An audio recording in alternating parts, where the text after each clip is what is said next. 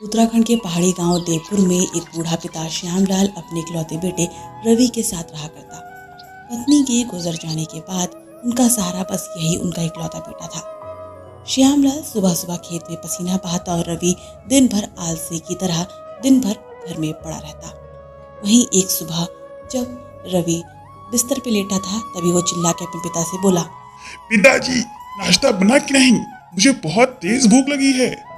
श्यामलाल धीरे से रसोई से बाहर आए और बोले, बन रहा है बेटा, लेकिन एक बात तो बता, तू खेत क्यों नहीं गया अभी तक? यहाँ लेटा क्यों है? तभी रवि चिढ़कर टपाक से बोला, अरे बाबा, रोज यही टोका टोकी, खेती बाड़ी में कुछ नहीं रखा है। ये कहकर रवि गुस्से से बाहर निकल गया। वहीं श्यामलाल बस आह भर के रह गए। हे राम, कैसे समझाऊं मैं इस लड़के को कि खेती बाड़ी से ही तो हमारा पेट भरेगा। वहीं गांव में रवि का दोस्त दीपक था जो अपने बीमार पिता की किराने की दुकान संभालता। वहीं रवि वहां पहुंचा और दीपक को देखकर बोला, अरे दीपक, तू हमेशा दुकान में क्यों पड़ा रहता है? तुझे मजा आती है क्या यहाँ पर? दीपक मुस्कुराकर बोला, मजे की बात नहीं है भाई, ये तो मेरी जिम्मेदारी है। अगर मैं ये नहीं करूंगा तो कौन करेगा? अब मेरे पिताजी बूढ़े हो चले हैं, उनका सहारा मैं नहीं बनूंगा तो कौन बनेगा? रवि हंसकर बात को टाल देता है। एक दिन श्यामलाल खेत से लौटकर घर को आए और बाहर की चारपाई पर लेट गए। तभी पिता ने अपने बेटे से बोला, अरे बेटा, जरा पानी पिला दे, शरीर जवाब दे रहा है, बहुत थक गया हूँ मैं। तभी रवि लापरवाही से बोला, अरे बाबा, खुद ही उठ के पी लो ना, मुझे बहुत काम है। मुझे फल मंडी जाके फल लेना है और मुझे रवि से भी मिलना है। मेरे पास बहुत काम है, अभी मेरे पास बिल्कुल टाइम नहीं है, मैं जाता हूँ। रवि चुपचाप वहां से निकल गया। श्यामलाल मानो खून के घूंट पी के रह गए। वहीं रवि ने गांव में फलों की दुकान खोली, पर उसका व्यवहार इतना खराब था कि सारे ग्राहक उससे दूर भागने लगे। कोई उसके दुकान पे नहीं आता। फल भी सड़ रहे थे, किराया भी उसे चुकाया नहीं था। मकान मालिक से आए दिन झिक रहती। वहीं रवि ने सोचा कि क्यों ना अपने पिता की वो पुश्तैनी अंगूठी चुरा के इस मकान मालिक को दे दे, ताकि कुछ दिन उसका गुजर बसर हो सके और उसकी दुकान यहाँ से उसका मालिक ना हटाए।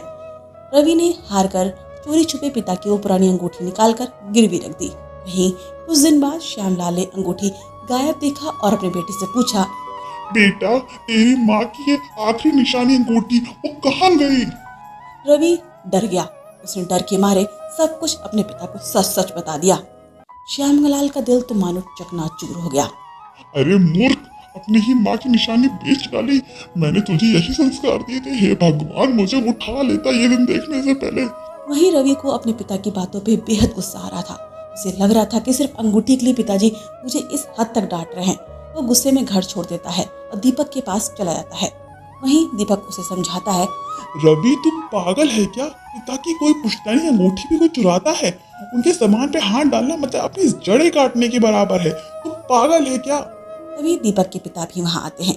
बेटा, तेरे पिता ने तेरी माँ के मरने के बाद तुझे कितने दुखों से पाला है। अकेले पालना कोई आसान बात नहीं। अपनी पूरी जवानी खेत में झोंक दी और तुझे पाल पोस के इतना बड़ा किया, और तू उसी पिता को दुख दे रहा है। इस अंगूठी को तूने चोरी किया है, वो तेरी माँ की आखिरी निशानी थी बेटा, और तूने उसे ही चुरा के अपने पिता को खून के आंसू रुला दिया। मुझे तुमसे ये उम्मीद नहीं थी बेटा। ये सुनकर रवि की आंखों में आंसू आ गए। उसे समझ में नहीं आ रहा था वो क्या कहे। तभी वो हाथ जोड़ के चाचा जी से बोला, चाचा जी, मैंने बहुत बड़ी गलती कर दी, मुझे माफ कर दीजिए। अपनी गलती का एहसास होने के बाद रवि घर को चला गया। रात में जब वो लौटा तो पिता के पैरों में गिर पड़ा। पिताजी, मुझे माफ कर दीजिए, मुझे वो अंगूठी नहीं चुरानी चाहिए थी। मैं तो बस बहक गया था। अब मैं मेहनत करूंगा और आपकी सेवा करूंगा। कृपया करके मुझे माफ कर दीजिए पिताजी। अपने बेटे को रोते हुए देखकर श्यामलाल बोले, बेटा, तुझे सुधरते देखना ही मेरी सबसे बड़ी दौलत है। तुझे अपनी गलती का एहसास है, यही सबसे बड़ा पश्चाताप है। कोई बात नहीं बेटा, गलतियां सबसे होती हैं। वहीं रवि को अपनी गलती का एहसास हुआ। अगली सुबह रवि खेत में काम कर रहा था और बूढ़ा पिता चारपाई में बैठकर उसे गर्व से देख रहा था। धीरे धीरे उनकी जिंदगी खुशहाल होने लगी। रवि को एहसास हो गया कि बिना माँ के पिता ने उसको कितना बड़ा किया है और आज वह उनका सहारा बन गया। कहते हैं न कि सच्चा सुख दौलत में नहीं, माँ बाप की सेवा और आशीर्वाद में होता है।